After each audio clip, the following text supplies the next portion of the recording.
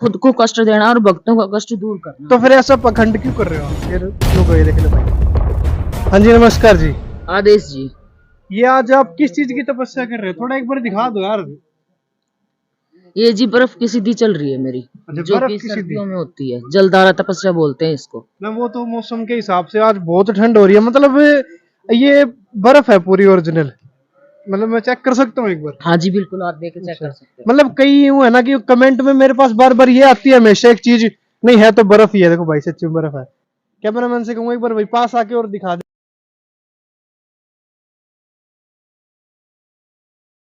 तो ये आप कब करते हो और कितने समय से करते आ रहे हो? ये जी साल में 2 बार होती है। एक तो होती है ये माह, ये जो महीना चल रहा है पो का महीना, और एक होती है ये भादवे के महीने में जब सिद्धियों की समाप्ति होती है। अच्छा। ठीक है, तो ये बर्फ की सिद्धि इसलिए की जाती है, इसको जलधारा तपस्या भी बोलते हैं। इससे खुद को कष्ट देना और भक्तों का कष्ट दूर करना। तो फिर ऐसा पखंड क्यों कर रहे हो आप? पाखंड किस लिए करूंगी ये बताओ ना आप। ये तो सभी को करनी होती है और सभी करते भी हैं, और भक्तों के लिए ही की जा रही है। खुद को कष्ट दे के बाबा से अरदास लगा के कि भगत जो यहाँ आते हैं उनका संकट दूर हो बाबा, और सब पे कृपा दृष्टि बनाए रखो, इसलिए तपस्या की जा रही है। और सभी जो साधु होते हैं, जो मतलब कि दूसरों का कष्ट दूर करते हैं, उन सभी को ये तपस्या करनी होती है। और जो तपस्या नहीं करता, मैं उसको नहीं मानती कि वो किसी के झाड़ा लगा सकता है या किसी का दुख दूर कर सकता है। बिना तपस्या और तप के तो कुछ भी नहीं है।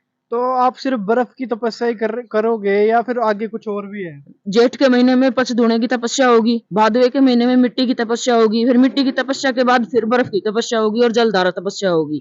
101 2 गढ़ से होती है वो तपस्या। पहले मैं बर्फ की कोई नहीं करता, मैं करती हूँ, क्योंकि बर्फ ठंडे पानी को गिरने से क्या होगा, शरीर नॉर्मल हो जाता है।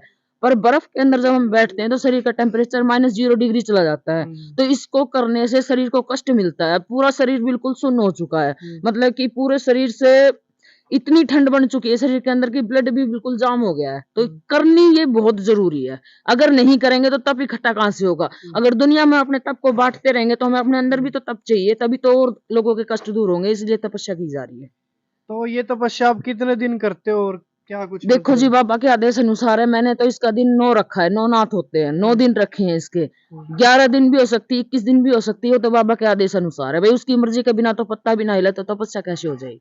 तो मतलब इससे आपकी स्वास्थ्य पे कोई वो नहीं होता? ना ना, मुझे जुकाम होता, ना खांसी होती, कुछ नहीं। वैसे तो नॉर्मली हो जाते हैं, पर बर्फ की तपस्या में कुछ नहीं होती। नहीं, अब मैंने देखा है, अब ये नया साल आ गया है जो आज इतनी धुंध पड़ रही है सुबह की, अब थोड़ा सा भाई मौसम हल्का सा फुल्का ठीक हुआ।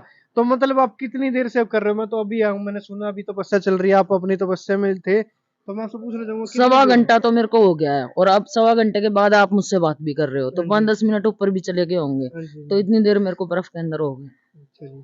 तो मतलब आप देख सकते हैं, देखो भाई कई भाइयों का कमेंट आता है कि भाई आप ऐसे जाते हो, आपको वहां पर रखा हुआ है। ऐसा कुछ नहीं है भाई, जो सच्चाई होती है सच्चाई ही दिखाई जाती है। आप बोलने को तो ये बोल सकते थे कि भाई मैं बर्फ के अंदर बैठूंगी या कुछ भी, मैं आपको लाइव दिखा रहा हूँ। ये ओरिजिनली बर्फ है, एक बार आप आके देख लो। कल ने फिर भाई मेरी फिर नु गए देख लो भाई। तो ऐसा कुछ नहीं। देखो बोलने को मैं आपसे ये नहीं क्षमा चाहूंगा कि मैं आपको ऐसे बोला कि पाखंड क्यों, क्योंकि लगता है लोगों को, इसलिए मैंने आपसे क्लियर पूछा देखो, है। जनता है, सभी के अपने अपने विचार हैं, कोई कुछ भी करे, हमें जनता के विचारों से कोई मतलब नहीं है। हमें अपनी भक्ति करनी है, तप करना है, दुनिया के कष्ट दूर करने हैं, और वो हम करेंगे।